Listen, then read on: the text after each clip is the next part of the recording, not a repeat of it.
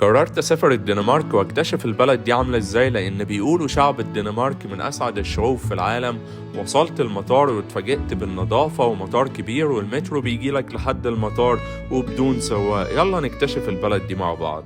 اهلا بيكم في كوبنهاجن. بيقولوا الشمس ما بتطلعش هنا، بس احنا لسه واصلين والشمس طالعه، معنى كده ان احنا وشنا حلو. اول انطباع اخدته عن البلد هنا ان في ناس كتير بتركب عجل زي ما انتم شايفين. اول ما دخلت وشفت كميه العجل هنا حسيت ان انا في امستردام. هنكتشف مع بعض كوبنهاجن. يلا بينا نروح نعمل تشيك ان في الفندق. نعدي كده الاشاره، وزي ما انتم شايفين الشوارع نظيفه جدا. ده الفندق كده زي ما انتم شايفين. تعالى افرجكم على الغرفة واقول لكم سعر الغرفة هنا كام. الغرفة تقريبا 14 متر. اول ما بندخل من الباب بنلاقي كده كرسي صغير وفي تلفزيون وغرفة توين اهي،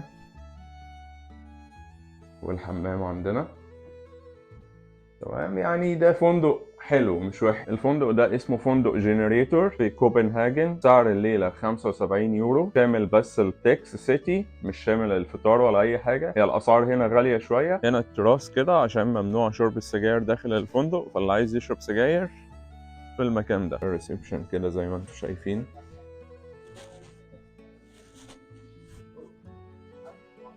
وفي قعدات لذيذة كمان هنا.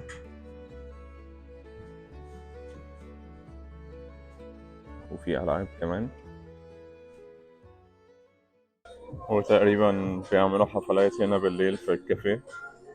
زي ما قلت لكم هو فندق شبابي جدا. وده الفندق اهو، اسم الفندق جنريتور. اللي عايز يحجزه من على الويب سايت بتاعهم، عشان على البوكينج سعره غالي. اللي خلاني اختار الفندق ده في السنتر، ورغم كده انا اشتريت تذكرة 4 ايام اللي هي تستخدم فيها الباص والمترو وكل المواصلات العامة. هي دي التذكرة 4 أيام ب40 يورو. هنا العملة بتاعتهم اسمها كورونا، اليورو عامل 7 كورونا.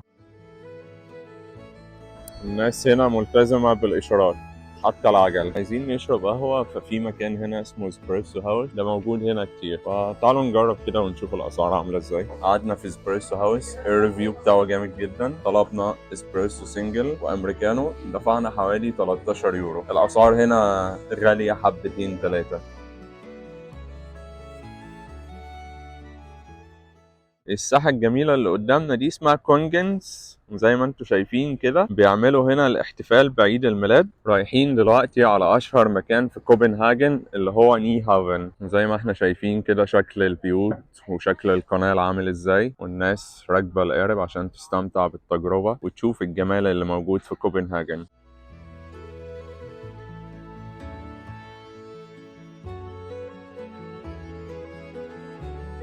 المكان زي ما انتم شايفين كده، تبقى قاعد هنا مش عايز تمشي. في الهواء النضيف اللي انت بتشمه مع المية الجميلة مع شكل البيوت ده، بينقلك في عالم تاني خالص. الدنمارك مختلفة جدا عن دول اوروبا اللي انا زرتها. خلينا نستمتع، جايين نكتشف البلد مع بعض وهنشوف عاملة ازاي. بس مبدئيا كده من اول يوم، ايه الجمال ده. عدينا دلوقتي الناحية التانية، الجانب بتاع الكافيهات والمطاعم. يعني ممكن وجبة هنا خفيفة، وجبة غدا تكلفك 25 يورو 30 يورو، بس بالنسبة لهم هنا عشان مرتباتهم عالية دي رخيصة. وفي زي ما احنا شايفين كده سياح في البلد، واعتقد ان في فصل الصيف البلد هنا مليانة سياح. الشارع اللي احنا ماشيين فيه ده شارع في وسط البلد، فيه بقى محلات اللبس والشوبينج وتشتري الهدايا والسوفونيرز وكده. زي ما احنا شايفين شكل المباني، ايه الجمال ده. والسما النهارده، انا من عشاق السما لما بتبقى فيها غيوم كده والشمس طالعه على خفيف. الشارع ده مميز جدا وفيه كل البراندات هنا.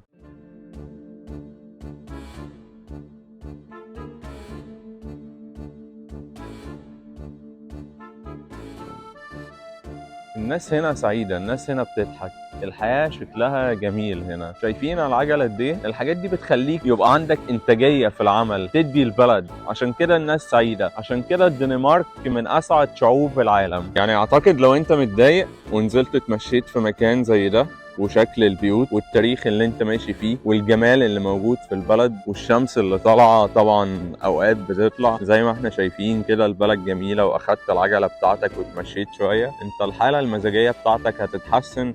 لو انت عندك ستريس متضايق، الحاجات دي كلها انا بشوف ناس عندها حوالي 80 سنه و90 سنه وراكبين عجل. احنا محتاجين الحاجات دي. الناس بقى قاعده بتقرا كتب، شعب نضيف جدا. اشهر الاكلات هنا في الدنمارك، يعني سعر الواحدة حوالي 10 يورو، سعر السندوتش هنا حوالي 12 يورو. حاجة اللي لاحظتها هنا في البلد إن في أطفال كتير ونسبة الشباب كتير، ودي حاجة في معظم دول أوروبا مش موجودة، فدي حاجة حلوة في صالح البلد مش موجودة في كل دول أوروبا.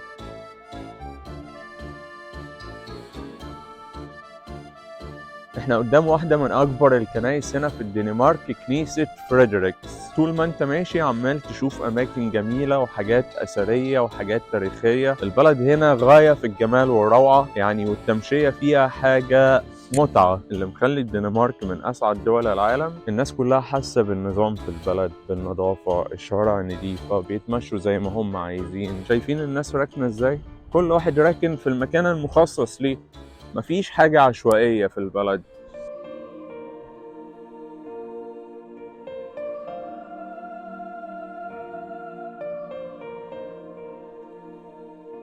احنا هنا في ساحة أميلينبورج، الساحة اللي فيها القصر الملكي. زي ما انتم شايفين الساحة عاملة ازاي، ساحة جميلة ونضيفة والأجواء فيها ولا أروع.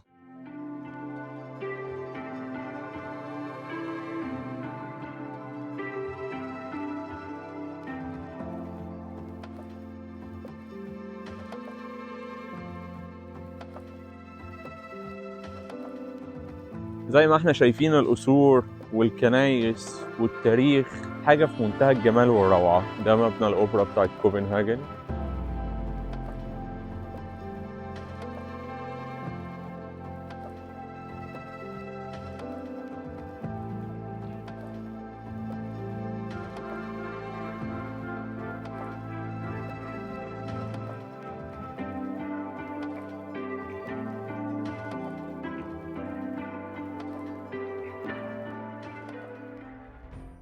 مساء الفل، عاملين ايه؟ طلعت نمت ساعتين، نزلت لقيت الدنيا مظلمة كده زي ما انتم شايفين. يلا بينا نتمشى ونشوف كوبنهاجن بالليل عاملة ازاي. الساعة 7:15 حاليا دلوقتي، بس زي ما انتم شايفين الدنيا حواليا شغالة، المطاعم شغالة، الكافيهات، كل حاجة شغالة، فدي حاجة كويسة جدا. واحنا في فصل الشتاء وانزل في كوبنهاجن بلبس زي ده، عايز اقول لكم الاجواء يعني احنا حظنا حلو ان احنا جينا في الوقت ده، والجو درجة الحرارة 5 دلوقتي. المكان هنا بالليل حاجة جامدة جدا، كل حاجة منورة زي ما انتم شايفين كده.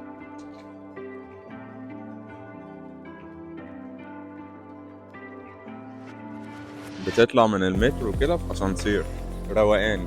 الطريق ده اللي قدامنا كله للعجل، شايفين في باركنج للعجل كمان اهو، والناس رياضية جدا. التيكت اللي اشتريته ب40 يورو ده لمدة 4 ايام، بركب بالمترو وبنزل في محطات انا مش عارف فيها اي حاجه عشان اكتشف البلد عامله ازاي. ولو تهت او حصل حاجه بسال الناس هنا بتجاوب، الناس كلها عارفه انجلش هنا، الناس بتضحك في وشك. عشان كده الدنمارك من اسعد شعوب العالم.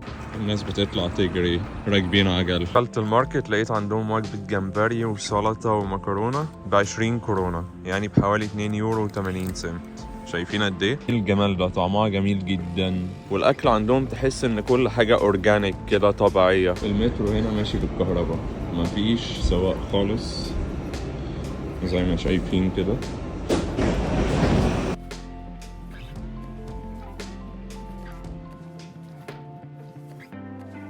واحد كاكاو بما ان الجو ساقع 2 يورو و50 سنت.